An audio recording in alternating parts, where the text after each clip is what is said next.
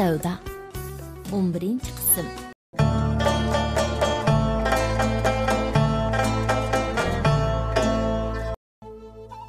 Men shundoq deganimcha chaynakni ilib sirtqa mangdim. Sizni avar qilamanmi? Dedi qiz takalluf qilib. Yo'q, hech nima bo'lmaydi. Men shundoq degach sirtqa chiqib ketdim. Hayol bo'lmayla choyni ilib qaytib kirdim. Biroq kirgandan keyin qizni ko'rolmadim. Pul soldigan tortmaning ochiq turganligiga qarab bir ishni tushungandek bo'ldim. Yugurib sirtqa chiqdim. Lekin qizning qarshisini ko'rolmadim. Shu kundan keyin men yana g'amkinlashib qoldim. Bu zodi qanday ishdi? Nemishqa Rananing siyoqidagi qiz oshundoq qilgandi? Uning zodi nima qiyinchiligi bordi? Kichikkina qiz turib nemishqa bundoq qilgandi? Tartmamda yutgan pulga tayinliq. Lekin o qizning kimligini bilolmay turib ketib qolgani meni bir xil xiyolga selib qo'ydi-jimi? Men o qizni cho'qim yana keldigandek his qilyotdim. Men shu kundan keyin uni uchirtib qolishni to'lim arzu qildim. Lekin uni faqatla uchirtolmadim. Ko'nglimning bir yerlari uning yana keldiganligiga meni ishontirayotgan bo'lsa-mu, lekin tartmamdan yutgan pul uning endi kelmaydiganligiga, mendan ehtiyot qildiganligiga isbot bo'lib turibdi. Ranani seg'inib, yolg'izsirab, sakbari bo'lgan yuragim uning Ranaga o'xshash siyoqini yana ko'rishga tashna bo'layotdi. Hayotlikdagi uchrashishlar ajoyib bo'ldi ekan. Siz keladi deb kutgan, talmirgan chog'larda kelmaydi ekan. Siz unutishga oz qolgan, umidlaringiz uzilgan chog'da tuyuqsiz kelib sizni alas qildi ekan. Aradan 2-3 oydek vaqt o'tib ketdi. Meningmi barbara o qizning yana keldiganligiga bo'lgan ishonchim yo'qolishga boshladi. Shu vaqtlarda yangidan qurilgan bir shirkatning Suttalqinning shahrimizdagi vakolatchiligini ilib intayin aldirash bo'lib ketgan edim. Bir kuni yangidan kelgan mollarni taqsimlash uchun aldirash xizmat qilyapsam, u qiz yana kirib keldi. Men hayronlikdan chekchiyib qoldim. U mening o'ziga tikilgan ko'zlarimdan bir narsani sezgandek bo'ldi-da, ishtik eshik tarafga qarab mangdi. Qo'limdagi ishni qo'yib, yugurib borganimcha uning qo'lidan tortdim. "Nega borsiz?" Qiz qo'rqqandan huduqib, nima qilarini bilolmay qoldi. Hech yerga aka meni qo'yib yatsangiz-chi, mushu bir qitim qo'yib yatgan bo'lsangiz, endi do'koningizga hargiz kirmayman. Bu da kirsam qanday qilsangiz mayli? Qiz yig'lab turib yolvorishga boshladi. Siz meni xato tushunib qolgan o'xshaysiz. Qo'rqmang. Men sizni hech qanday qilmayman. Dedim men qizga tabassum qilib. Keling, o'ltiring birdan paranglashaylik.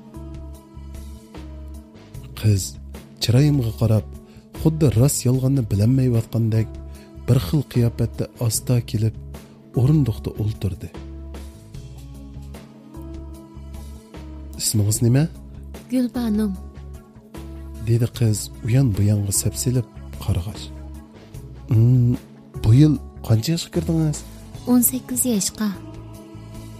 Qiz nima desam shuningga udul javob berdi-yu, mendan "Siz-chu" deb so'rabmi qo'ymadi.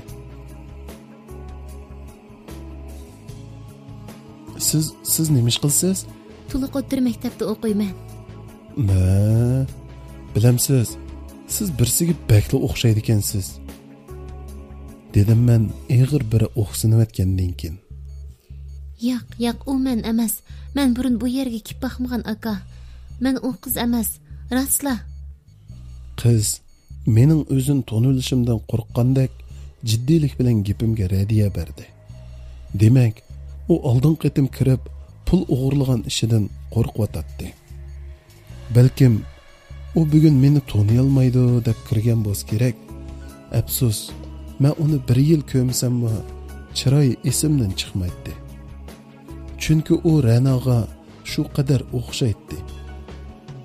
Qizning vuduqishiga qarab, uni qo'rqitib qo'yib qochirib o'tib, tonish fursatidan mahrum qilishdan ansirab, chandurmasdan so'zimning temasini yutkib oldim. Bir narsa ichamsiz? Choy ichaymikin? Yana oldingi qitimga o'xshash so'zlar bo'linishga boshladi. Men shu qitim dakkamni yegandan keyin tortmalarga qulub selishni o'rganib olgan edim. Men yana chaynakni ilib yandik oshxonaga choy akirmoqchi bo'lib mangdim. Lekin udul oshxonaga kirmay, eshikning yinda turib, qizning harakatini ko'zitib turdim. Hamma tortmani tortib beqib, ocholmagandan keyin birdilla kompyuterning yeniga chetib qo'yilgan yanfoniga ko'z tushdi-da, shartda sug'urib oldi. Allah. Mao hamoqatligimni ko'mamdigan. Telefonimning u yerda qolganligini o'zim unutib qopdim-a. Qiz hopila-shapila telefonni qo'yniga tiqib, jimib turdi-da, ittik qadamlar bilan sirtga chiqdi. Nega bormoqchi? Qiz mo'risidan ching qamallangan qo'llarimdan yulqinib chiqishga amal qilolmay, to'lg'inishga boshladi. Aka, men boshqa bir kun kelay, tushdan keyin maktabga bormasam bo'lmaydi. Avval qo'yningizdikini chiqariting, dedim men yumshoq talaffuzda. Aka, meni kechiring. Endi hargiz undoq qilmayman. Meni kechiring. Qiz yig'lab yolvorguncha telefonni chiqarib menga uzatdi. Men bilan yuring. Men telefonni qo'limga olgandan keyin do'konning eshigini taqab, uning qo'lidan tortib, elib mangdim. Aka, meni qo'yib eting. Sizdan o'tinib qolay. Men endi hargiz undoq qilmayman. Sizga va'da beray. Qiz qo'limdan yulqinib chiqishga terishqash, menga yolvorishga boshladi. Yüzüm tökülmüsün desiniz, zuvanınızı yığın. Men etrafımızda bizge hayranlık ilkide qarab turgan odamlarga qarab shundoq dedim. Qiz misal xijil bo'lgandek qilib, yig'idan to'xtab, men bilan qarshiliqsiz mengishga boshladi. Men qizni elib, yaqin atrofdagi bir g'aribcha tomoqxonaga elib kirdim. Bayotindan beri meni soqchixonaga elib bordi deb turgan qiz mening harakatlarimdan hamoqatlarcha qetib turibla qoldi. Nima yegingiz bor? Dedim men qizga Pukayning oldiga kelgandan keyin. Nima bo'lsa bo'laverdi. Qiz yana qattiq hayronchilikqa qolib Siz zoti nemishqa bundoq ish qilsiz? Biz tomoq buyurtgandan keyin xoli bir o'ringa kelib o'ltirdik. Desammi ishonmaysiz? Dedi qiz eg'ir o'ksinib aytgandan keyin. Ish nima? Rost gap qilsangizlar, cho'qim ish nima? Dedim men kulimsirab turib. Aka, mening dadam yo'q. Onam hozir doktorxonada og'riq. Şoňa pulga bekde ehtiyojli. Anam ikimizning bir-birimizdan boshqa hech qanday narsamiz yo'q. Agar anam og'rib qolmagan bo'lsa, men herkes bunday qilmaydim. Meni kechiring. Mushu bir qitim kechirib olsangiz-chi. Diyenleriniz rostmi? Qizning so'zidan birdilla ta'sirlanishga boshladim. Rost aka, ishonmasangiz, sizni onamning yeniga boshlab boray. U hozir doktorxonada. Bo'ldi, sizga ishondim. Onangizni boshqa bir kun yo'qlab boray. Bugun ishlarim sal ko'proq. Dedim men qizning ko'zlaridan bir samimiyatni ko'rgandek bo'lib. Bu telefonni opirib satsangizmi 500 yuanga yaramaydi da. Ilang. Men 1000 yuan pul onangizni davoltishga ishlatasiz. Men shundoq degach, yanchuqimdan eg'ir kunlar lozim qilish uchun ayirib saqlayotgan 1000 yuan pulni chiqarib, uningga uzatdim. Rahmat aka. Bu bu pulingizni anam bir kuni cho'qim qaytarib beraman. Qiz ko'z yish qilib turib shundoq dedi. Ha, kerak yo'q. Aras, ismingiz Rostilla Gulbanumi? Siz Rostilla o'qamsiz? Ha, ismim Gulbanu. O'qiyman aka. 2-chi o'rta maktabda, to'liq 2-chilikda o'qiyman. Dedi qiz samimiy qiyofatda, ko'ngli iziga tushgandek bo'lib. Na, undaqda yaxshi. Buningdagi bunday ishni hargiz qilmang. Qanday ishingiz bo'lsa menga ayting, bo'lamdi? Dedim men qizga ishonch bilan qarab. Endi hargiz undaq ishni qilmayman aka. Meningmi undaq qilg'im yo'q edi. Amansizlikdan shunday qilib soldim. Qiz menga qayta va'da berdi. Sizga deydigan nurg'un gaplarim bor edi. Qog'ini kinday. Hozir desam bo'lmag'dak. Mana mening telefon nomerim, ish bo'lsa telefon qilasiz. Men shundoq degach yangidan bostirgan ism kartasidan birini elib qizga uzatdim. Ma'qul aka, rahmat sizga. Qiz nomerni qo'limdan elib ching siqim dedi. Shu kuni qiz bilan xo'shlashgandan keyin ko'nglim cho'ng bir yukni ko'tarib o'tgandek yeniklab qoldi. Qizning meni yana izlaydiganligiga ishonch qilib, ko'nglimda bir xil taqazzolik bilan uni saqladim. Uni yaratquchi Ra'noga qilmaganliklarim uchun gunohimni yuyishga yenimga avatgan odam deb bilib, uningga nurg'un ishlarni qilib berishni xiyol qildim. Biroq u shu ketgancha xeyli uzoq vaqt yo'qib ketdi. Uningdan yana ansirashga boshladim. Onasi bir ish bo'lganmidi ya? Nima uchun uning bilan birga doktorxonaga bormagan bo'lgandim? Nemishqa meni izlab keling demagan bo'lgandim? He. Shu xiyollar bilan o'zimni qayta ayibladim. Uni uchirtib qilish uchun har kuni kash maktabdan qaytilgan vaqtda 2-chi o'rta maktabning oldida uni saqladim.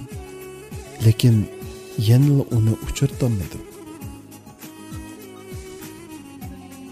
Kunlar shu qadar tez o'tib, barkitini sexiylik bilan chachadigan ulug' Qurbon hayitmi kelishga oz qoldi.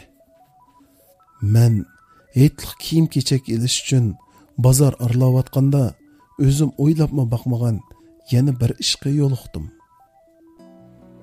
O'zini Gulbanim deb olgan heliq qiz mendimmi cho'ng yoshdagi bir yigit bilan qo'ltiqlashib bozor cho'gilayotdi. Okisimikin desam, u menga hech qanday urug' tuqqanimiz yo'q degaydi. Boshqacha o'ylay desam, uningga ko'nglim yo'l qo'ymaydi.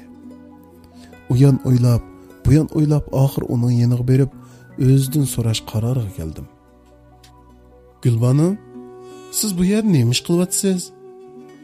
Gulbanim, kim Gulbanimkin? Xato tunib oldingizmi nima?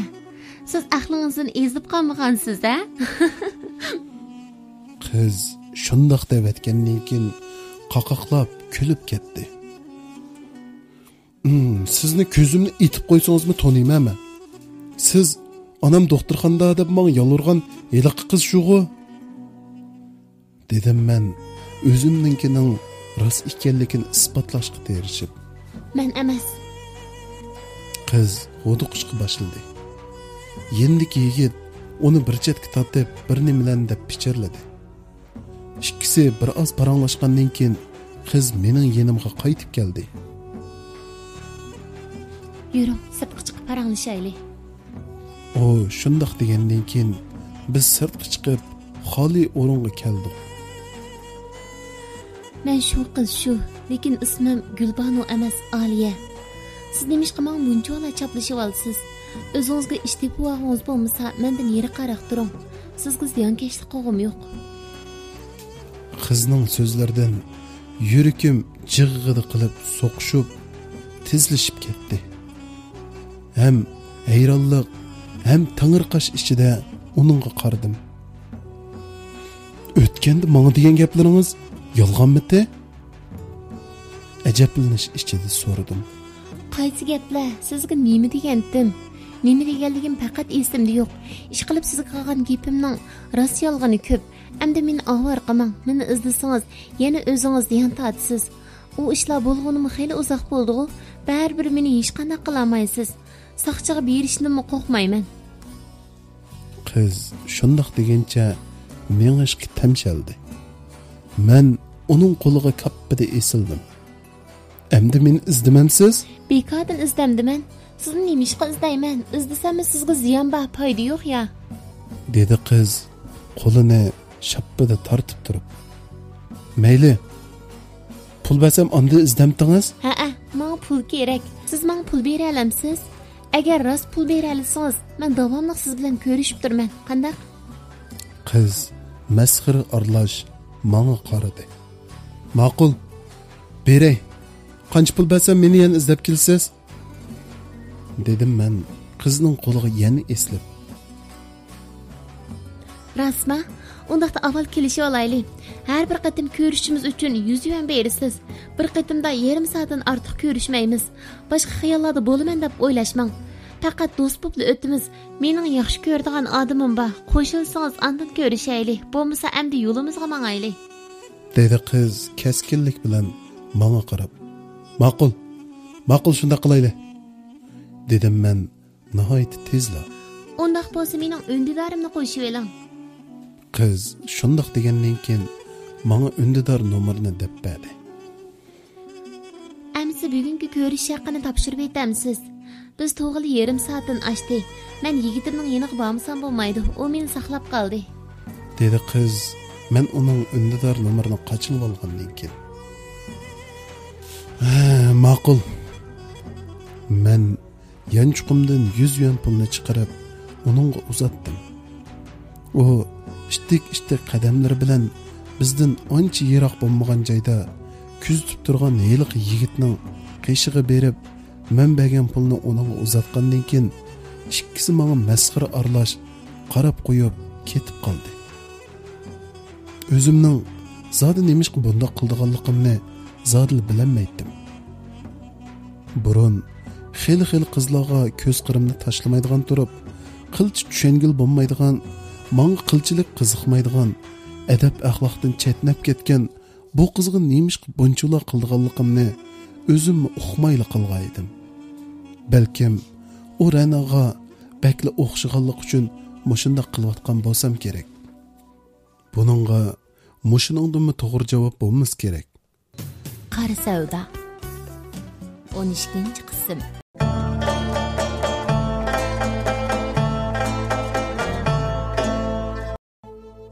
Hayotning sirlari ajoyib bo'ldi ekan. Taqdir bilan davomli qarshilashib ekanmiz. Ko'rash qildi ekanmiz-yu, lekin bizning uningdan g'olib keladigan chog'larimiz yo'q ekan. A'tizodi kimlar, nimalar, qandoq oqibatlarning bizni kutib turganligidan hech qaysimiz xabardorsiz ekanmiz. Ham bilinmaydi ekanmiz. Bizning qo'limizdan keldigini faqat shu kutish, sabr qilish, chidashdan iborat bo'ldi ekan. Unda qilmaydi ekanmiz, hayotimiz xazon bo'lishdan boshqa hech qanday yo'l qolmaydi ekan. Shu kuni kechda men undidorda uning bilan xeyli uzun paranglashib, oramizdagi ba'zi masalalar to'g'risida kelishim hosil qilib oldik. Lekin u menga nurg'un ishlarni yana aytishni xohlamadi. Masalan, oilasi to'g'riliq so'ragan savollarimga sizning nima qaringiz? Buningdagi mening shaxsiy turmushimga aralashmoqchi bo'lmang. Faqat o'zimizga munosabatli temada paranglasak bo'ladi. Mening shaxsiy turmushimga aralashsangiz bo'lmaydi, deb radiya berdi. Men boshqa savollarni so'rashga jur'at qilolmadim. Uning turmushi, oilasi qatorliqlarning hammasi menga nisbatan bir sir bo'lib qoldi. Shu kundan keyin Oliya ko'rishadigan vaqtdan boshqa vaqtlarda undidor telefon qatorliqlarda menga gap qilmas bo'ldi. Biz boshda haftada 2-3 qatim ko'rishib turdik. Lekin ko'rishsakmi munosabatimizda ozroq yaqinlashish bo'lmadi. U mening o'ziga munosabatlik har qanday savolimdan o'zini apqashdi. Men uning bilan ko'rishayotgan shu vaqtlarda uning vujudidan yarim soat vaqtning tezroq to'shishi qanchalik taqozo bo'lib ketayotganligini ham mendan bezor bo'layotganligini his qila oldim. Lekin uni yana har kuni ko'rgim keladi. Uningdan Rananing simasini izlaydim. Gerçi Ranaga o'xshaydigan hech qanday bir yerni topolmasammi, u orqali o'zimning laqti bo'lgan ko'nglimga tasalli izlaydim. Ba'zida uning heliqi yigiti to'g'riliq o'ylab qolatdim. U zot qanday odamdi? Zodi Oliyani yaxshi ko'ramdigandi yoki yaxshi ko'rdigan bo'lsin, nima uchun men bilan ko'rishiga yo'l qo'ydigandi? Bu zot qanday ishlar bo'lib ketdi? Deganda xiyollarni qilib, bu savollarga javob izlaydim. Lekin Oliya bu savollarimni so'rashimni faqat xohlamaydi. Ham mening shaxsiy turmushimga aralashganligimdan norozi bo'ladi. Bu savolning javobi toki Oliyaning tug'ilgan kuni yeshilgacha meni har kuni qiynab keldi. Bir qitim biz ko'rishib bo'lib, Oliya pulni elib ketib, bizdan ancha yiroq bo'lmagan joyda turgan heliq yigitning yeniga berib, pulni uningga sungandan keyin u Oliyaga qarab bir nimalan dedi. Oliya bo'yinni chayqab norozilik bildirdi. Yigit uni bir necha qitim ittirib o'tib, uni urish uchun qo'lni ko'tardi. Oliya gap so'z qilmasdan mening yonimga qaytib keldi. Mening tug'ilgan kunim edi. Bir yerda o'ltirish qilaylik degandik. Siz o'ltirish qilib bera olasizmi? Dedi Oliya chiroylari qizargan holda. Men uning chiroyidan uchrashgandan buyon tunji qitim uningda Ranaga o'xshash bo'lgan nozuklikni ham xijilchanlikni his qildim. Ma'qul. Sizning tug'ilgan kuningizmidi? Ajabdan aytmabsiz-ku. Dedim men hayronlik ichida. Endi desam kechikmaydi. Dedi u birdamla. U nima qilib yuriydi sizga? Dedim men uning yigitini ko'rib, ko'zim bilan ishora qilib turib. Sizning nima qaringiz? U degan mening shaxsiy turmushim. Bizning kelishimimizni unutib qolmagansiz? Yo'q, unutib qolmadim. Lekin sizga u qo'l ko'tarsa, men bir xilda bo'lib qoldi ekanman.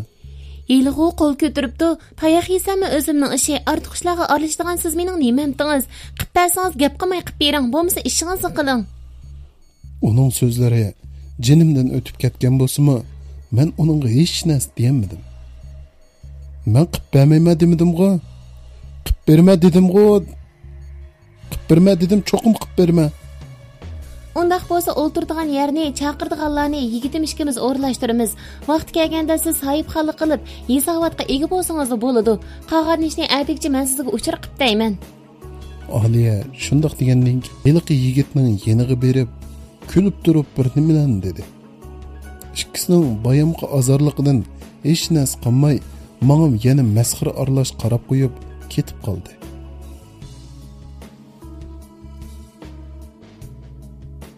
Atisi Oliya menga telefon qilib, bir KTVdan o'rin zakaz qilib qo'yganligini, tushdan keyin soat 2 ga ulgurib kelishimni uqtirdi. Men dal soat 2 ga ulgurib berib bo'ldim. So'rinda Oliyaning 4 do'sti heliq yigitning 5 og'insi bo'lib, men bilan jami 10 odam bo'lg'aydi. Bu mening bundaq joyga tunji qitim kelishim edi. Qisqasi bu joy menga faqatli yoqmayotdi. Olicho'qan ko'tarilib, sarangdek vaqirab aytayotgan naqshlar, tarang-turang qilib so'qashtirib ichayotgan haraqlar, bularning hammasi mening nazarimda inson ruhini zaiflashtiradigan, vijdonini, g'ururni yo'qotganlarning qildigan ishi bo'lib hisoblanadi. Lekin mening chidamay hech amolim yo'q edi. Ularning oldida chandurmaslik uchun menga sunilgan rumkalarni rad qilib, chiroyli chidab o'ltirishdan boshqa ish qilolmaydim. Aliya, keling. Men bilan bir necha rumka ichib qo'ying. Aliyaning yigitining bir og'inisining o'rinda turib, uning qo'ldan tartib turib degan bu so'zlari mening diqqatimni tortdi. Qo'yib aytganman, ora qishmayman, o'g'illar bilan iching. Aliye shart dedi qo'lini tortdi. Akram seni bek ko'tirishlik da'vatqantig'i. Bir romka ichib qo'yganga hech nima bo'lmaysa, kela. O shundoq deguncha Aliyening qo'liga yana esildi. Buni ko'rib, shoppidi berib, uning ingiga ikki mush urib, joyiga akab qo'yg'ularim kelib ketdi-yu, Aliyening Eliq Akram degan yigitining bir nim deyishini kutib, onunga qarab o'ltirdim. Anangni, og'inlarimning oldida yuzimni to'kotamsa, qo'pa, ish degandiki ishcha, yeniq berib ishsang bo'ldi-ku. Akram daldangishib kelguncha Aliyening yuziga bir tastak soldi. Ochiqimda nervam 40 kez o'rildi, yugurib berib uning gelini ching siqdim. Yuziga bir necha mush urdim.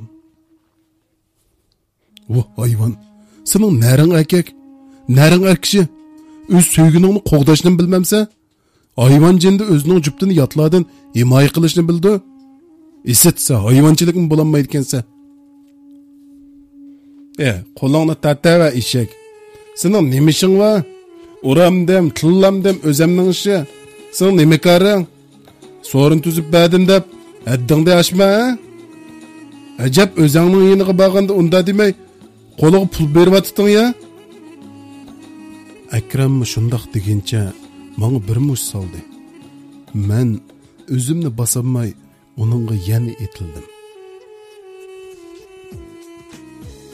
Qo'lingizni torting.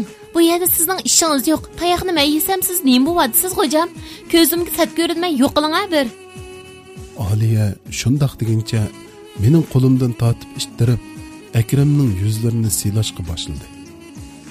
Bu hollarni ko'rib, dong etib turibla qoldim. Tova, bu zodi qandoq ishdi? deb o'zimni o'ngshab bo'g'icha Akram bilan og'inlarning mushlari yomg'irdak tegishga boshladi. Bu mening ikkinchi qitim mushundoq ig'ir tayoq yeyishim edi. Lekin ikkisining sababi zodi o'xshamaydi.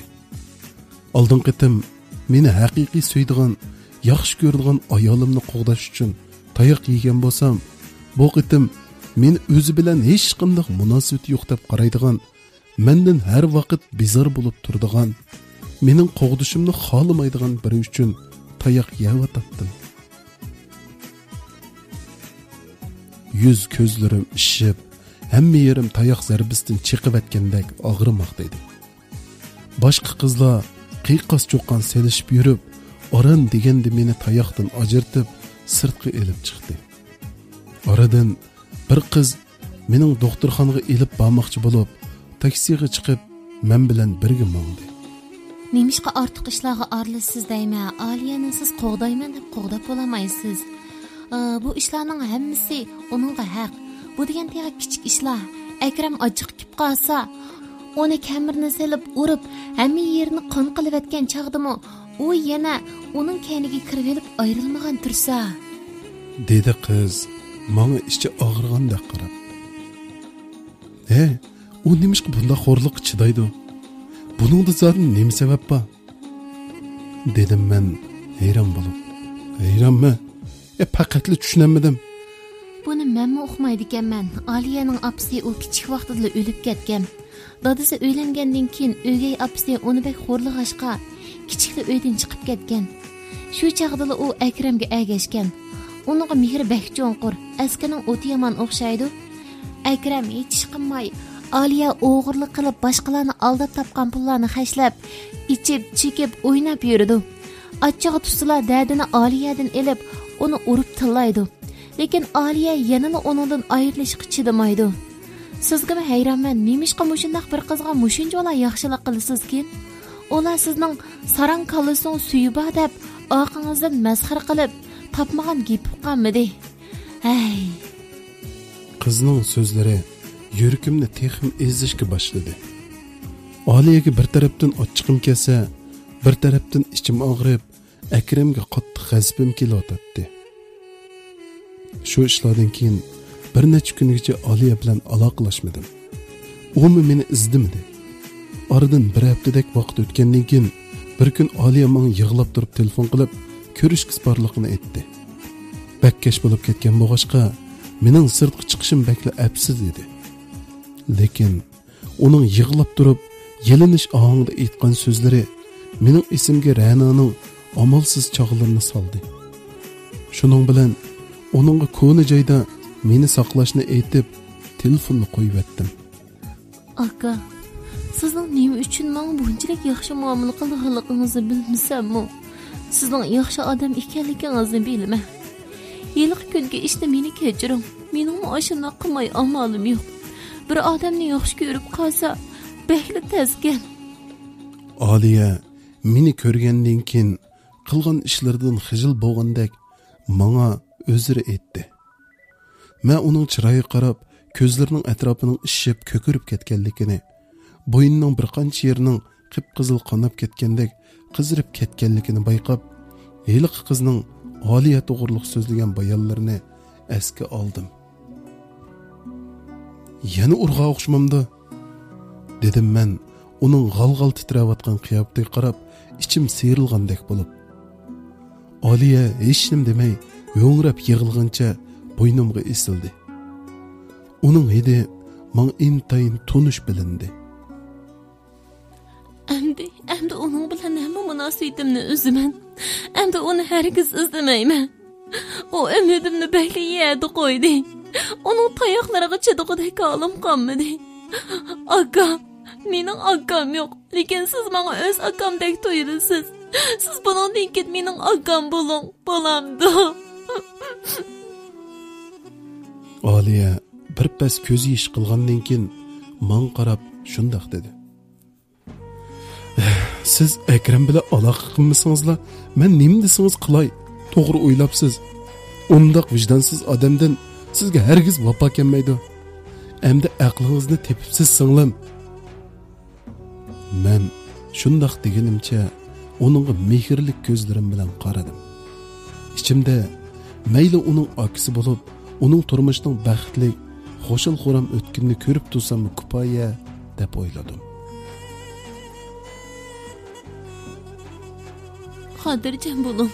Endi uni hargiz izlamayman. Meni izlasam yuziga qaramayman. Aliya menga va'da berdi. Bordigan yeringiz bormi? deb so'radim men, uning qayerda turayotganligini bilish uchun. Hozir bordigan hech bir yerim yo'q. O'ygay onam bilan dadam meni uyga kirgizmaydi. Nega berishni bilmayman. dedi Aliya birdilla g'amkinlashib. Undaq bo'lsa bugun mehmonga yetib turing.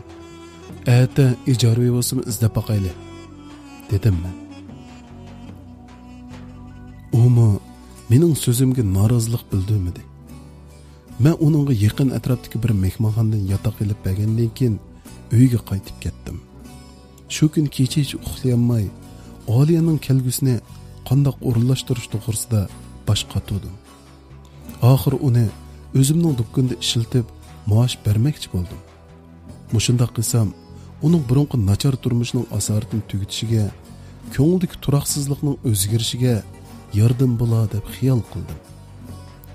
Uning o'zgarganligini ko'rsa, dadisini kechirutay. Qari savdo 13-qism.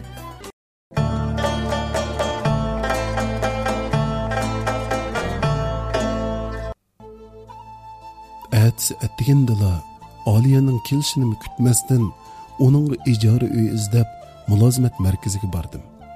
Ham Aliyaga intayin muvofiq bir ijara uyini tepib kelishib, zakalat bergandan keyin do'konga qaytib kelib, Aliyaning uchurini kutdim. Biroq kun tush bo'lib ketayotgan bo'lsa-mu, Aliyadan hech qanday xabar kelmadi. Uningga telefon qilib ololmay, ichimga bir xil ansizlik kirib, heliqi mehmonxonaga berib, uning bir yigit bilan yotoqni qaytirib chiqib ketganligini bildim. Kallamga darhol Akram keldi. Ham Aliyaning oqshom manbaga va'dalarini esimga oldim. Bu zodi qanday ish bo'lib ketgandi? Aliya haqancha bo'lsa-mu, yana Akramni tepib olmagandi. Tehi bir kunmi bo'lmadi-ku? Ey tova. Men shularni xiyol qilgandan keyin Aliye'nin heliq dostunu sürüştürmekçi bulup, onun yeniği bardım.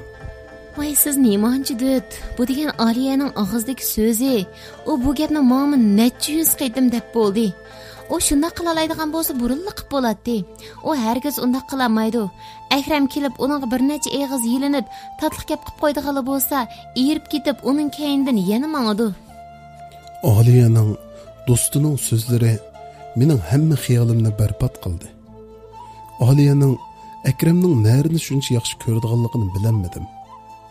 Akramning Aliye'ga nimishqa bunchalik haqorat qildiganligini, qadriga yetmaydiganligiga texim hayron bo'ldim.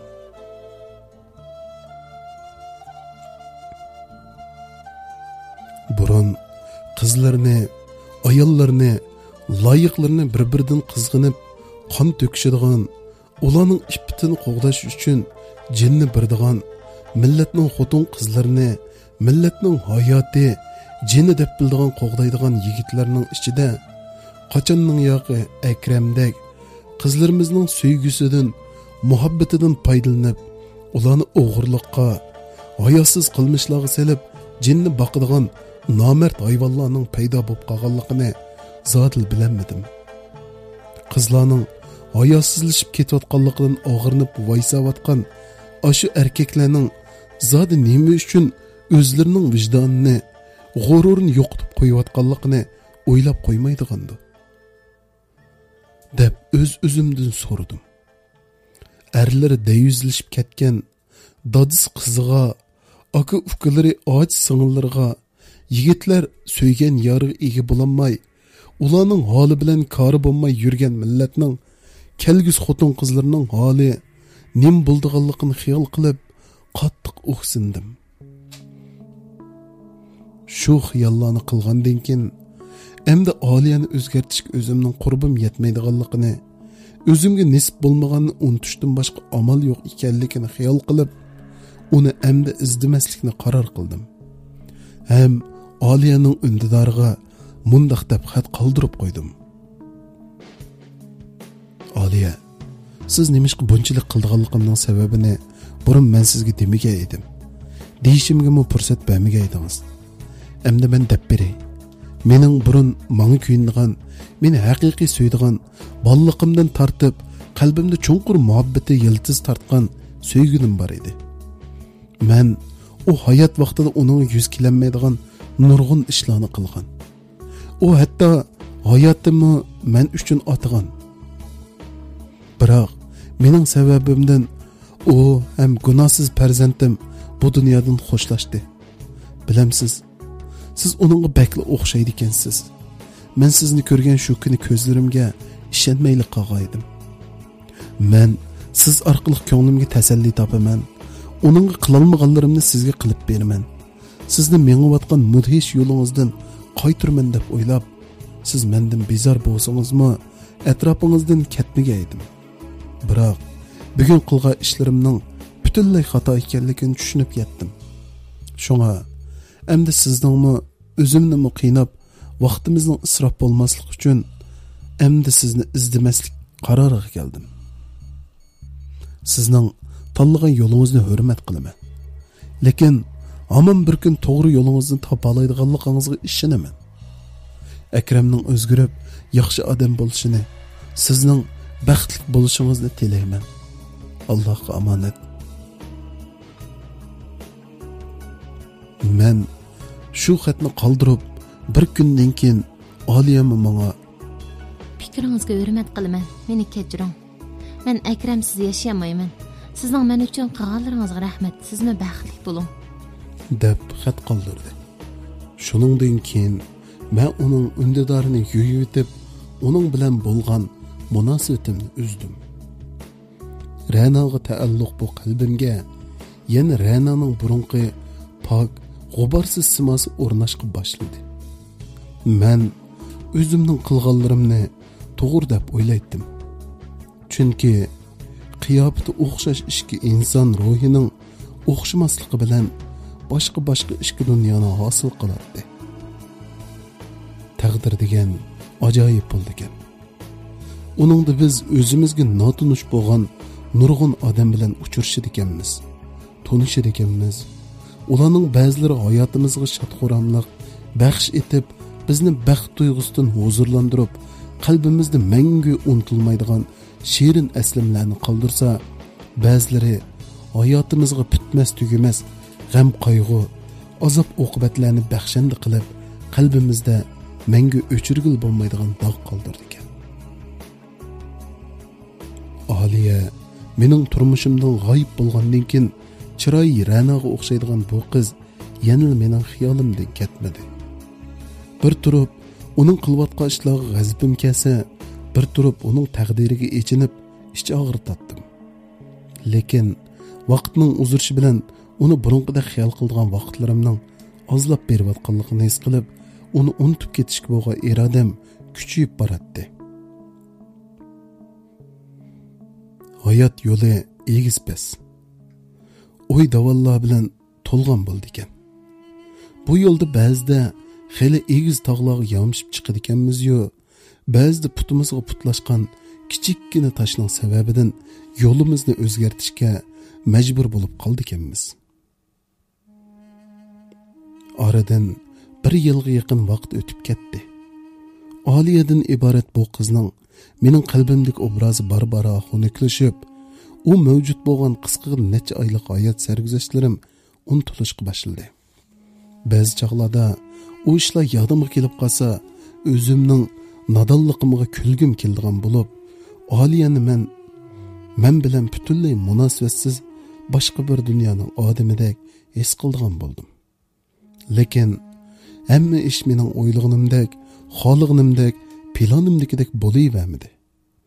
Dal osh vaqtlarda Aliya tuyuqsiz meni undidoriga qachilab, muhim so'z borligini aytdi.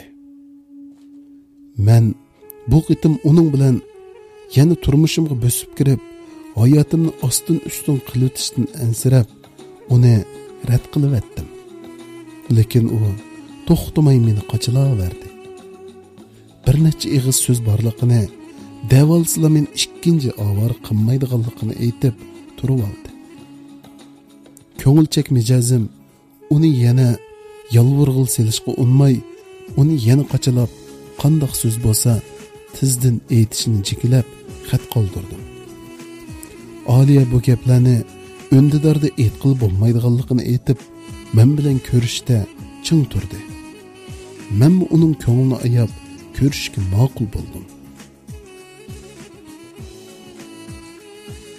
Aliya bilan burun ko'rishgan joyga tashlangan qadamlarim bag'ansir eg'irlashib ketyapti.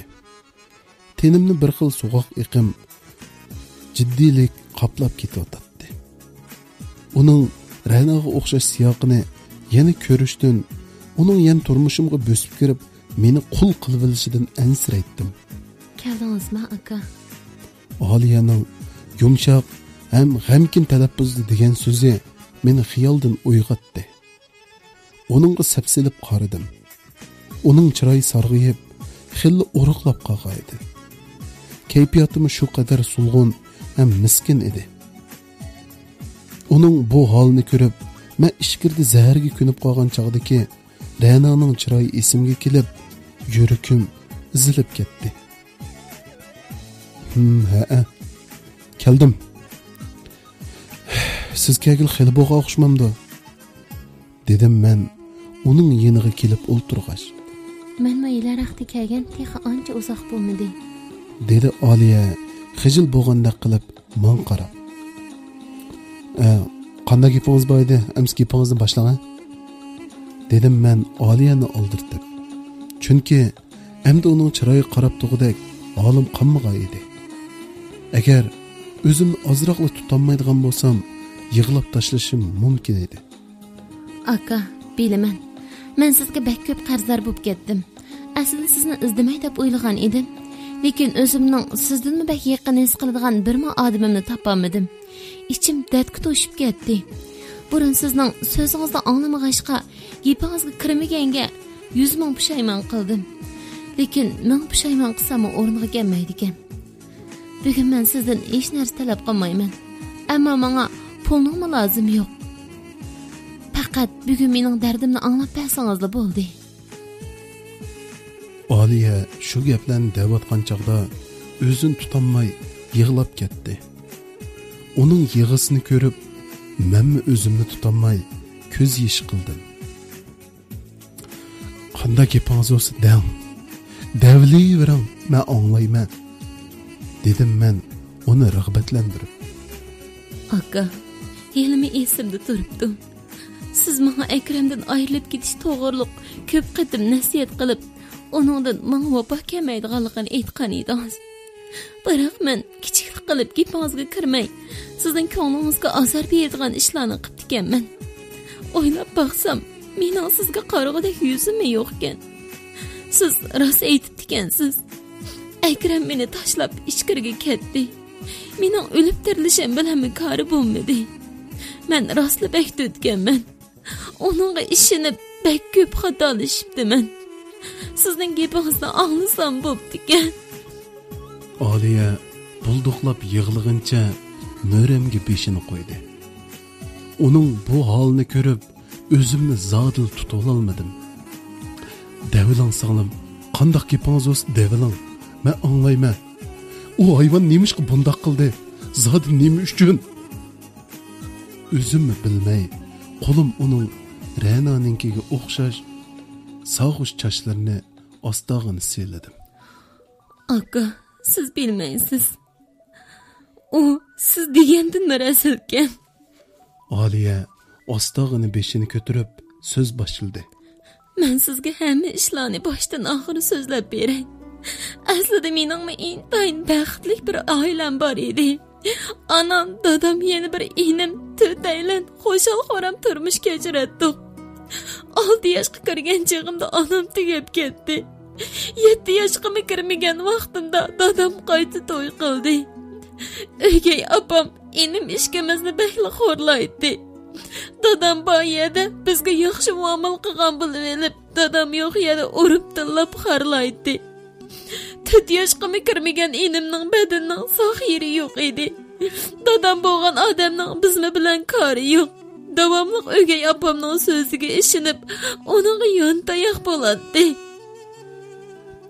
Mushundaq oilada cho'ng bo'lganligim uchun kichikimda o'zimni bag'la tanha yolg'iz his qilardim.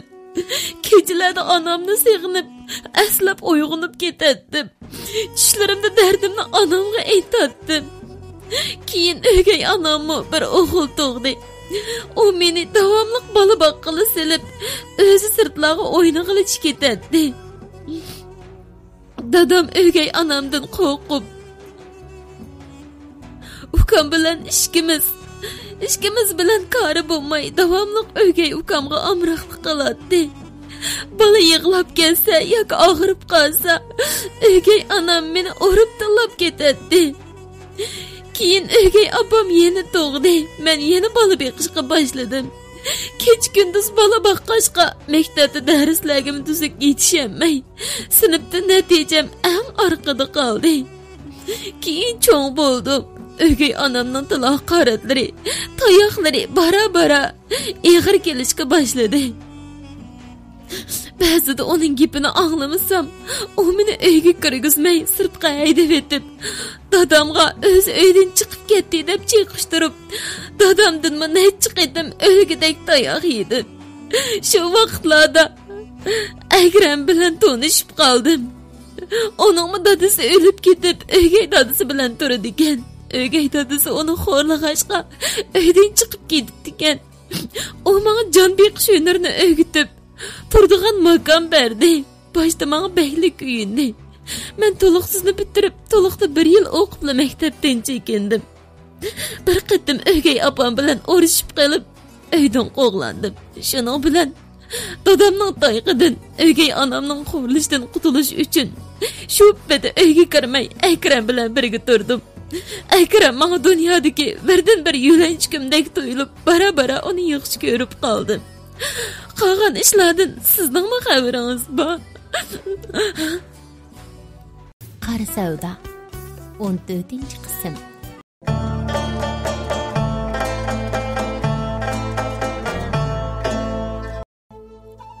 Aliye'nin hikayesini anlab, onun kaç taqdiriga qattiq echinib, uni qaytadan tanishga boshladim. Aramizni bir pas jimjitlik qopladi. Akram sizni nemishga tashlab ketdi? Dedim men aramizdagi sukutni buzib. O'tganda uning yanında pul qolmay, ikkimiz mening bir do'stimning uyidan bir narsa o'g'irlagan. Keyin ular sezib qolib, meni soqchilar tutib olib, arzanga kirib bir oy jazo o'tab chiqdim. Lekin uni pash qilmadim. Ammo chiqqandan keyin Akramning tutib qolishdan qo'rqib qochib ketganligini bildim. Arzanga kirib chiqqandan keyin dadam boshqalarning ayblashdan qo'rqib meni uyga yondirib keldi. Hozir uyda turyapman. Men hozir ko'p o'zgardim. Qiz bola deganga o'g'ri degan nomni ko'tarib yurish bektaskan. Mening sizni izlashimdagi sabab sizga dardimni to'kib olish, sizdan kechirim so'rab olish. Meni kechiring aka. Aliyaning chiroyidan bir xil samimiyatni ko'rgandek bo'ldim. Ishqisi yo'q. Siz shuni tonib yetgan bo'lsangizlar, men sizdan xushal. Aqlingizni topqanligingizdan mamnun bo'ldim. Endi o'zgarib yaxshi odam bo'ling. Ishni menga Akramni cho'qim unutib keta olasiz. Sizning baxtli kunlaringiz tek oldingizda singlim. Rahmat aka. Sizga yana bir gapim bor edi. Aytishdan bakla xijil bo'lyapman. Davring. Qanday gapingiz bo'lsa davring. Men Aliyaga rag'bat berdim. Aslida undaq degidek yuzim yo'q edi. Men hozir bakli yolg'iz qoldim. Burunqi ishlarni o'ylab, sizga qilganlarimga ko'p pushaymon qilib, qadringizga yetgandek bo'ldim. Siz yana mening akam bo'lgan bo'lsangiz, sizdan o'tinay aka, yonimda turgan bo'lsangiz, sizdan boshqa hech qanday narsa talab qilmayman. Men rostla bek ko'p o'zgardim. Deganlarimning rostligini keyin bilib qolasiz. Aliya qo'llarimga esilib yalvurishga boshladi. Ma'qul xotirjam bo'ling singlim. Mening burun degan gapim hozirgacha kuchga ega. Yinivog'inim yo'q. Men hozirmi sizning akangiz? Dedim men uningga qarab kulimsirab. Bek yaxshi bo'ldi, rahmat aka. Umidingizni hargiz yerda qo'ymayman. Aliya kichik boldek chavuk chilib ketdi. Uning chehridan Ra'noning bollig'ini ko'rgandek bo'lib, ko'zlarimda illiq tabassum paydo bo'ldi. Ko'ngil degan ajoyib narsa ekan. Sen birsiga beraman deb beranmaydi ekansan. Bermayman deb bermay turolmaydi ekansan. Sen put qo'lingga buyruq berib boshqara olmaydi ekansan, lekin ko'nglingni boshqara olmay, uning buyruq bo'yicha ish qilishga majbur bo'ldi ekansan.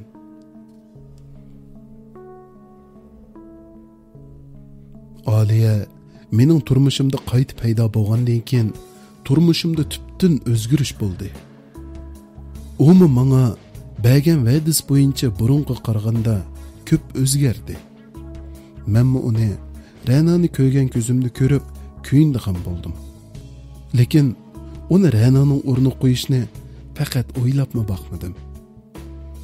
Aliya yenimda qaytadan paydo bo'lib, uzoq o'tmayla meni hayron qoldiradigan intayin qiyin bir talabni o'ttirib qo'ydi. Mening hayotim dal mush talab bilan butunlay ostin-ustun bo'lib ketdi.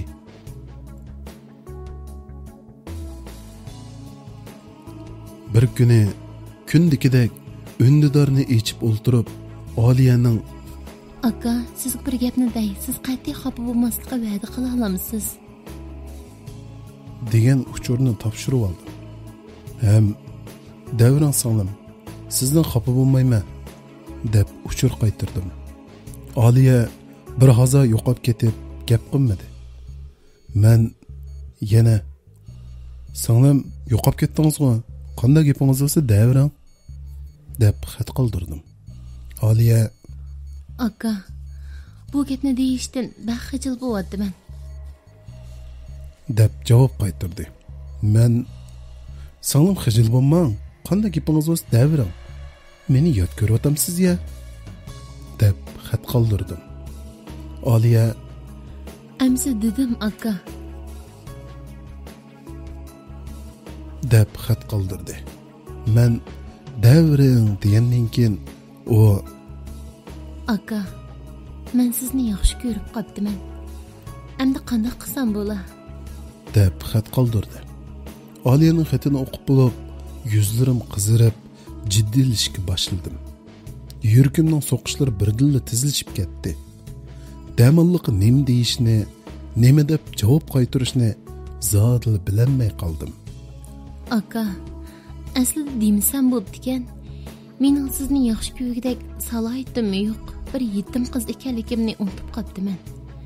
Meni kechiring. Bu gapni men qilmagan, sizmi anglamagan bo'ling. Men biroz jimib ketib, gap so'z qilmagandan keyin Aliya shundoq deb xat qoldirdi. Uning bu so'zlarini o'qib o'tib, birdilla uningga hissdoshligim qo'zg'aldi. Uning ko'nglini faqatli yerim qiyg'im kelmayotdi. Shuning bilan uningga mundoq deb xat qoldirdim. Singlim, amaliyotda men siz yaxshi ko'rib qolgandek undoq alayda odam emasman. Menmi burun sizdan cho'ng xatolik o'tkazgan. Hatto ayolim bilan balam mening sababimdan hayotidan ayrilgan. Mening hayotim bir ozg'un hayot. Agar xohlasangiz sizga men hayot sarguzashtlarimni aytib beray. Ondan balkim bu fikringizdan yeni olishingiz mumkin. Mening hikoyamni anglashni xohlamsiz? Aliya mening xatimni ko'rgandan keyin aka, menmi sizning burungi ishlaringizni, ko'zlaringizning ichiga yoshiringan shu g'amlarning sirini bilishni bekmi orzu qilatdim. Menga deb bering. Qanchalik uzun bo'lishdan qat'iy nazar deb bering, men anglayman. deb xat qoldirdi. Ma'qul, boshlayamsa. Men shundoq degandan keyin o'zimning beshidan o'tgan ishlarni birma-bir bayon qilishga boshladim. Bu chog'da soat allaqachon o'shga yaqinlashib qolgan edi. Tallarim titraydi, xat yozayotgan qo'llarim g'achilishib, xatlarni almash besib solatdi. Ko'zlarim pushaymon, hasrat yoshlarini to'kilmoqda. Aliyama men o'qiyotman degandek ha deb xat qoldirib qo'yatdi. Men hikoyamni tugatgan chog'da allaqachon soat sahar 4 bo'lib bo'lg'aydi. Mana bu mening hikoyam. Mana men Ra'noga farzandimga yuz kelolmayman. Mening amdi dunyoda yashagudek yuzim yo'q. Mening hayotim bir ozg'un hayot. Meni tillang singlim. Toza tillang. Men sizdan xush bo'lay. Ra'noning o'rnida toza tillab qo'ying. İçimdeki bu azaplar azroq bo'lsin yengillasin. Qalbim bu vicdan azobidan, bu sig'inishdan azroq bo'lsin qutulsin. Men hikoyamni yezib tugatib bo'lgandan keyin shundoq deb xat qoldirib qo'ydim. Aka, sizdami xatolik yo'q. O'zingizni bundoq ayblab ketmang. Dunyoda azmaydigan inson yo'q. Hammani o'zingizdan ko'rib olsangiz qanday bo'ladi? Taqdirning o'rinlashtirishi shu bo'lsa kerak. Endi qaddingizni qaytadan tiklang. Bu azoblarni unutib keting. Men yeningizda bo'lib, sizning qaytadan baxtga erishishingizga yordam beraman. Garchi Ra'no hadamda qilolmasam-mu, uningga o'xshash qilishga tirishaman. Aliya mening hikoyamni anglab bo'lgandan keyin shundoq deb xat qoldirdi. Singlim, mendek odam bilan birga o'tib baxtingizning vayron bo'lishidan qo'rqmamsiz? Uning ustiga men bir qitim to'y qilgan. Ra'noni unutib ketishimmi mumkin emas. Siz yenimda bo'lsangizmi, sizni Aliya deb emas, balki Ra'no deb qarab mehrimni berishim mumkin. Siz buningga chiday olmaysiz. Mening sizdan faqat foydalanim yo'q. Meni to'g'ri tushuning deb xat qoldirdim. Aliya, aka, menga ishining. Men burundan ko'p o'zgardim. Men hozir burungi Aliya emas. Mayli qanday bo'lsin, men sizni saqlashga rozi. Siz mening Ra'no bo'lishimni xohlasangiz, men Ra'no bo'lay. Siz toki meni Aliya deb yaxshi ko'rib qolgacha Yeningizda saqlay deb xat qoldirdi. Ta'sirlanganimdan necha qitim yig'lab tashladim. Aliya oxir meni qoyil qildi. Shu kundan boshlab mening hayotim tubdan o'zgardi. Aliyani Ra'no deb bilib, uningga yuragimni topshirdim. Uningga burun Ra'noga qilib beramagan hamma ishlarni qilib berishga tirishdim. Kunlar o'tgan sir qalbimdagi dog'lar bog'lansir suslab qaytadan baxtning payzini his qilishga boshladim. Aliyama menga va'da bergandek menga bakli kuyindi. Burunqi ishlarning hammani tashladi. Hamma jihati meni haqiqiy yaxshi ko'radiganligiga 100% ishondirdi. Men uni do'konga akilib o'zimga yordamchi qilib oldim. Ikkimiz bir-birimizdan birdam ayrilsak chidayolmag'dak holga yetdik. Men Aliyaning mening yonimda Ra'no bo'lib o'zgarayotganligidan o'zimni intayin baxtli his qila oldim. Tabiat dunyosi rengarang gullar bilan go'zal tus olgan. U gullarning ba'zilari xushbiroq, lekin husni yo'q. Ba'zilarining rangi shu qadar go'zal, lekin badbo'y yoki purqi yo'q. Ba'zilari bo'lsa ham shu qadar go'zal, ham shu qadar xushbiroq. Lekin dal ashundoq mukammal ko'ringan gullar eng xatarlik bo'lib, tikanlar bilan sizga ziyon yetkazishi mumkin. Shunlashqa gul tanlaganda husni puroqida kamolatga yetganlarga bak ishinib ketmang. Bo'lmasa umrlik pushaymonda qilishingiz mumkin.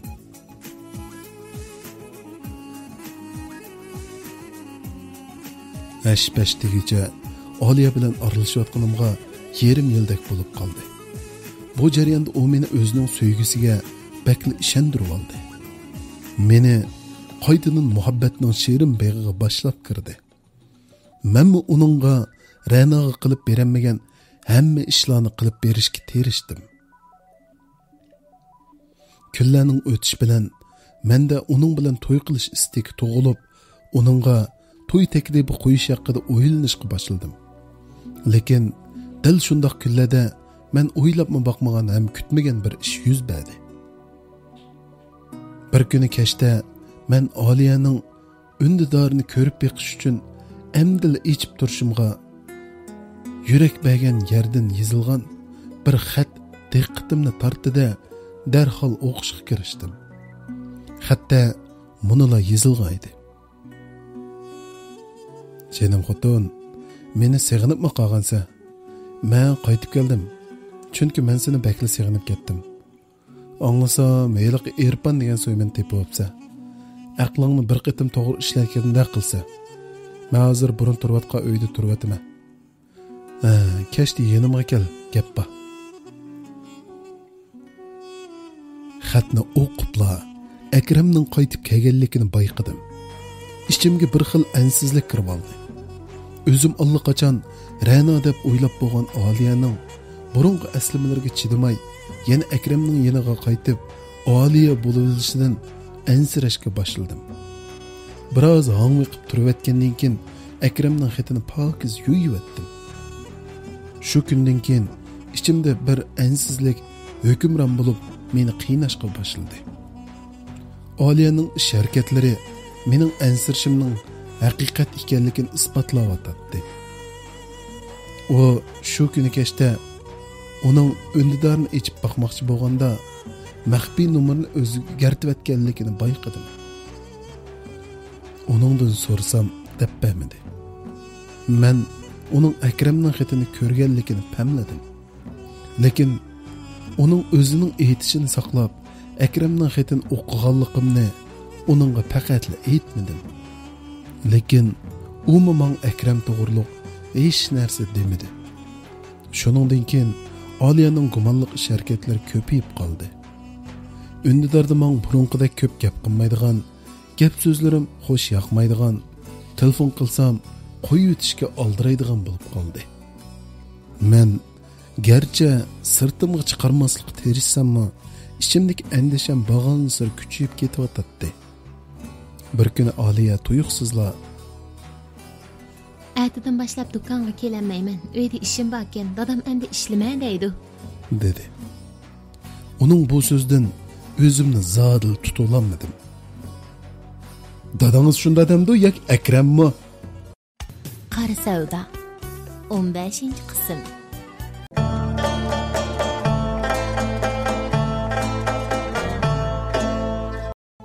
Mening shu bir ig'iz so'zimdan keyin bizning oramizdagi hayo pardasi yirtildi. Nima deyapsiz? Meni nima ko'rib qoldingiz? Akram demdi, dadam demdi, sizning nima qaringiz? Bu yerda ishlamaslik o'zimning ixtiyoridagi ish-ku. O'zimning erkinligidir. Sizning meni boshqaradigan, aralashadiganga nima yo'lingiz bor? Dedi Aliya ovozini ko'tarib. Aliyaning so'zlari mening yurakimga nashtar bo'lib sanjilayotdi. Texi tunigulni menga demay turib, bir qadam otlamaydigan, qandoqli ish qilsa menga maslahat soladigan Aliyaning bu so'zlarga nima deyishni, nima deb javob qaytarishni bilmay, uning qilgan gaplarining rost, yolg'on ekanligini ayirolmagidek, mening javobimni kutmayli chiqib ketayotgan Aliyaning orqasidan qarab turib qoldim.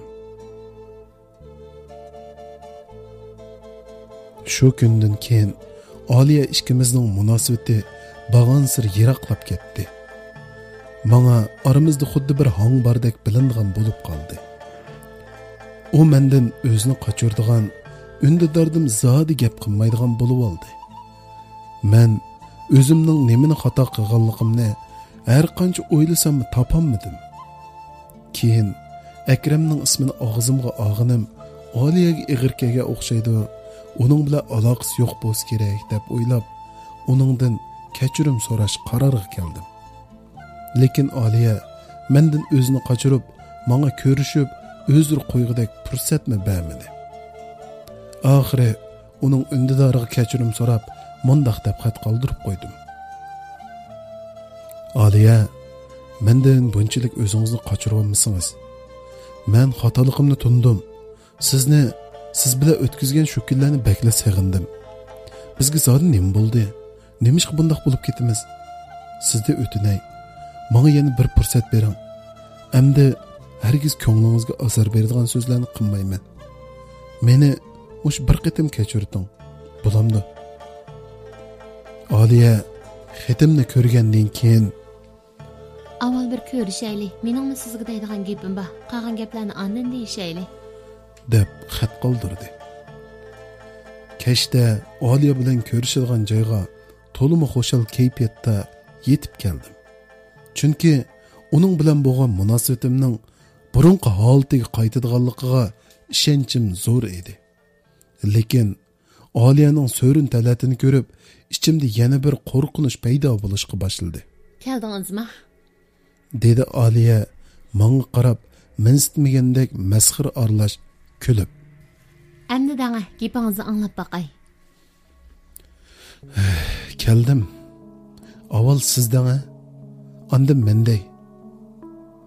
Dedim men Aliyaning chiroyiga qarab, zodi nima ish qilishimni bilmagandek. Men shu topda oldimda yarim yil burunqi Aliyani qaytib paydo bo'lgandek his qilmoq dedim. Siz boshdan sizninkini anglab boqay. Ma'qul. Amsa men avvalday. Dedim men yana Aliyaga ishtirishni xohlamay. Aliya, o'ylab baqsam, men toza to'g'ri qilmabdim-a. Aslida sizga ishonishim kerak edi. Men undilaringizda Akramning xatini ko'rib qolg'ashqa shu gap og'zimdan chiqib ketdi. Sizga va'da beray, endi bunday ish yuz bermaydi. Biz buningdan keyin bir-birimizga ishonaylik. Texim yaqin o'taylik. Sizga deganmagan yana bir gapim bor edi. Hozir desam bo'ladimi? Davering. Dedi Aliya. Uning chiroyida meni masxir qilayotgandek bir ifoda chiqib turadi. Biz to'y qilaylik Aliya. Shuningda har kun bir-birimizni ko'rib tura olamiz. texim yaqin o'talaymiz, dedim men ishonch bilan Oliyaning qo'liga esilib. To'y qilayli demsiz? Mening kallamning suyi yo'q. Nima deydi desam, nimandaq ichimni siqsiz. Hozir siz bilan to'y qilish emas, ko'rishdanmi shu qadar bezor bo'lyapman, bilamsiz shuni? Dedi Oliya zard bilan. Sizga deydigan gapimni desammi, demasammi bo'g'dak. Qaraganda biz kelishamagidekmiz. Hem hayronlikda, hem izilish ichida Oliyani tanıyamagandek uning chiroyiga qarab turib qoldim. Texi yarim yil avval dal mushiyada uman qandaq va'dlarni bergan edi. Hozir nemishqa bunda gaplarni qildigandi? Men zodi nimani xato qilgandim? U nemishqa men bundaq gap qildigandi? Xo'sh amsa, siz yolg'iz o'ltirib xiyol surayvering. Yig'lasangiz Ra'no kelib yeshingizni aytib qo'yar. Oliyaning muzdek so'zidan anglab, cho'chib xiyoldan uyg'ondim. Nima qilishni, nima deyishni bilmay uning qo'liga esildim. Oliya ketmang. To'y qilgingiz bo'lmasa, men sizni saqilsam bo'ldi-ku. Danga men zodi nimani xato qildim? Menga danga, men shuni bir tuztay. Siz qila olamsiz? Qilolmaysiz. Bo'ldi, men ketay. Oliya shundoq deb ketishga tamshaldi. Men qila olayman. Qanday gapingiz bo'lsa danga. Men cho'qim qila olayman. Men xudimni bilmagan holda Oliyaga yolvorishga boshladim. Undaq bo'lsa men shartimni deyman. Qo'shilsangiz munosabatimiz davomlashadi. Qo'shilmasangiz oxirlashadi. Dedi Oliya keskinlik bilan. Ma'qul. Qanday shartingiz bo'lsa davring, dedim men. Buningdan keyin burunqidek hamma ishimga aralashib olmaysiz. Men o'zim izdamagicha men bilan ko'rishmaysiz. Burunqidek o'ndidarimda ko'p gap qilib beshimni og'irtmaysiz. Men gap qilsam, meni gap qilishga zo'rlamaysiz. Mening o'ndidarimning maxfiy numerini so'ramaysiz. Nega berishimga, nima qilishimga aralashmaysiz. To'y qilishning gapini ikkinchi og'zingizga olmaysiz. Sizning hamma ishimga aralashib olishingizdan bahla zerikdim. Shartim mushu. Qo'shilsangiz men degandek aralashib o'taylik, qo'shilmasangiz hamma ish mush yerda tugasin. Oliyaning so'zlaridan uningga bo'lgan gumonimning rost ekanligini sezgandek bo'ldim. Hech qanday bir insonning o'z suyguniga bundoq talab qo'ymaydiganligini o'ylab, uning menga bo'lgan sevgisining rostligidan gumonlanishga boshladim. Uningga nima deb javob berishni zodil bilmay qoldim. Ma'qul bo'lay desam, Oliyaning hozir qo'ygan talablarining hammasi mendan zerikkanlikning, mendan qechayotganlikning isboti bo'la oladi. Yo'q dey desam, u meni tashlab ketadi. Hijron azobining dardini yetkish tortgan bu yurkim yana bir qitim ayrilish azobiga chidayolmaydi. Ezilib o'ltirmay tezroq javob bermamsiz. Mening yana qiladigan ishim bor deydi. Oliyaning qo'pollik bilan aytgan so'zlari xiyolimni bilib-etdi. Zodi qanday qilmoqchi bo'lyapsiz?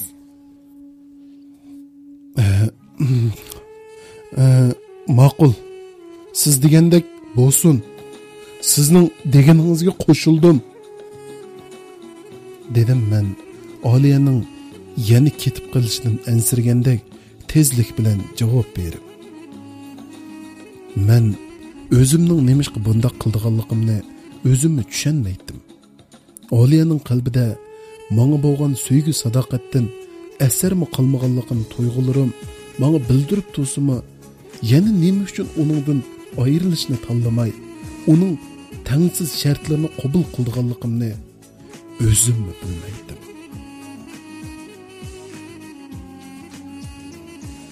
Asli meningmi bunday qilg'im yo'q edi. Meni mushunday qilishga siz majbur qildingiz. O'ylab baqsam burunqi kunlarim bak yaxshi ekan-to'q. Men burun shu qadar erkin edim.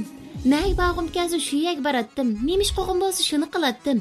Biroq siz bilan aralashganning yoqi, siz hali undaq qilma yomon bo'ladi. Seni bundaq qilsang haq nima deb qoladi deb yurib, meni xuddi qafasga qushdek erkinligimdan ayirib qo'yib, hamma ishimga aralashib oldingiz. Endi mening bundaq yashog'im yo'q. O'zimning turmushini o'zim o'rinlashtirib, erkin ozod yashog'im bor. Şoňa va'dingizga amal qilib, mening shaxsiy turmushimga aralashmasligingizni umid qilaman. Yana bir gapni deb qo'yay. Endi siz qachon desangiz, shu chaqda ko'rishmaymiz. Başta to'nigandagidek haftada 3 qatimda ko'rishimiz. Ko'rishadigan vaqtni o'rinni men deyman. Ko'rish vaqtimiz yarim soatdan eshib ketmasligi kerak. Amsi men mangay. Aliya shundoq deb bo'lib, mening javobimni kutmasdan ketishga tamshaldi. Aliya bundoq qilmang, dedim men Aliyaning qo'liga esilib. Burunqidek yaqin o'tayli bo'lamdi. Endi mumkin emas. Munosabatimizning qanday bo'lishi o'zingizga bog'liq. Uning ustiga sizmi qo'shilib bo'ldingiz. O'g'il bola degan gapida turish kerak. Men ketdim. Obdan o'ylashib ish qilasiz amsa. Aliya shundoq deb bo'lib ketib qoldi. Butun badanim titrab ketyotdi. Tenimda o'ri turg'idek madarmi qammiga edi. Birdil o'zimni tashlab turgan joyimdila yerga yiqildim. Men zot nima uchun uningga bunchalar qilib ketman? Ajiba men uni yaxshi ko'rib qolgandimanmi? Hey, mening yaxshi ko'rdig'im Aliya emas, balki uning jismidagi Ra'noga o'xshashliklaydi bu. Zodi nima uchun uningdan ayrilib qolishdan qo'rqadigandiman? Mendagi jasorat, vijdon, g'urur qani? Bir tarafdan mushunda xiyollar bilan o'zimni ayiblasam, yana bir tarafdan men rostli uningga bakli besim qilib olgandimanmi? Uning hamma ishlariga aralashib ko'zga kirib, zeriktiribmi qo'ygandimanmi? deb o'ylab, o'zimning xatoliklarini izladim. Lekin Aliyaga qilgan ishlarning birini burun Ra'noga qilib qo'ygan bo'lsam, Ra'no shunchalik xo'shal bo'lib ketadi. Aliya nima uchun menga uchlik qilgandi deb o'ylab, ichim siqilatdi. Biroza osmonga qarab yotgandan keyin asta o'rnimdan turib uyga qarab mangdim. Shu kundan keyin men to'lim g'amkin, miskin, bechora bir yigitga aylanib qoldim. Aliya rostli deganni qilib mendan yiroqlashdi. Uchurlarimga e'tibor qilmaydigan, menga burunqidek telefon qilmaydigan, so'rgan savollarimga to'lim so'g'uq javob beradigan, ko'rishgan vaqtda meni masxir qilgandek muomala qiladigan bo'lib qoldi. Qalbim qattiq ezildi. Uning menda qanchalik bezor bo'layotganligini, zerikkanligini his qilib tursammi, keyin azoblanishdan, yolg'iz qolishdan qo'rqib, chidashga majbur bo'ldim. Uning bag'in sirli qilib ketayotgan turmushi, Akramning yan turmushimda paydo bo'lganlik to'g'riliq gumonga solgan bo'lsa-mu, so'rashga jur'at qilolmadim. Qalbimdagi gumon, ishonchsizlik, izlish tuyg'usi mening yuragimni izib, laxt-laxt qilishga boshladi. Lekin men hech narsa deyolmadim. Ham deyishkim jur'at qilolmadim. O'zimdan bezor bo'lib, jur'atsizligimdan, qo'limdan ish kelmaydiganligidan og'rindim. Lekin yana Aliyadan ayrilishga jur'at qilolmadim. Uni o'zimning mehr muhabbatim orqali ta'sirlantirib, yenimga qaytirib kelalaydiganligimga ishondim. Lekin men yo'l qo'ygan sir u texim esilishga boshladi. Kuchim xo'ridi, qalbim izildi, mag'dursizlandim. O'zimning mengayotgan yo'limning meni xarob qildiganligini bilib tursammi, keynimga chekinishga jur'at qilolmadim. Keynimga chekinsam, cheksiz azob, qayg'u oldimda meni kutayotgani, xorlanish, xo'rliq, alam va vayronlik. Shu kunlarda qalbimni izdigan bir-biridan qo'rqinchli kunlar oqa-oqidan yuz berdi. Men bir kuni Akram bilan Aliyani bir oshxonada birga o'ltirgan holda ko'rdim. Aliya bu ishni Akram muhim so'zim bor deb turib olganlik uchun amalsiz ko'rishdim. Ishonmasangiz maylingiz, sizga shaxsiy turmushimni tushuntirish mas'uliyatim yo'q. Sizning aralish huquqingiz yo'q deb tushundirdi. O'zimning amdi so'ygunim deb yurgan bir qizning burunqi loyiqi bilan ko'rishib yurayotganini bilib tursammi, uning yuziga ikki tasdak silib tashlab ketolmaydigan bu nima ish? Nemishqa bundaq qilsan deb so'rayolmaydigan holga tushib qolganligimni, men bilan g'ururim bilan munosabatlik bo'lgan mushuncha ular cho'ng ishning endi Oliyaning shaxsiy ishiga aylanib qolganligini har qancha qilibmi ideyamdan o'tkazolmadim. Lekin yana Oliyadan ayrilishga jur'at qilolmay, uning sovuq muomalalariga chidab yashay olaverdim.